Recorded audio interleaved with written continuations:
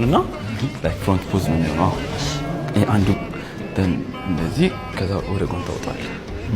ያ ጎበዝ።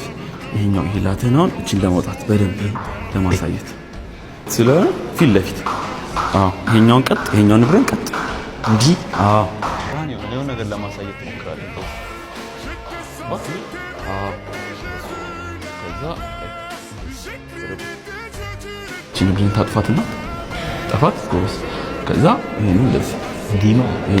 ይሄኛውን እጅ እዚህ ጋር ዲስዋን እዚህ ጋር ከዛ ይሄንን እዚህ ጋር ጥብቅ እቺኔት ጥብቅ እዚህ ጋር ገበዳ አሁን እንደዚህ ሲሆን ከዛ በዚህኛው እጅ ደግሞ ይሄኛውን ግፋ ወደዚህ ጀስት ጎዝ ስታሳይ ይሄ እግርህ ሁለቱም እንደዚህ ስትሬት ነው ያለበት።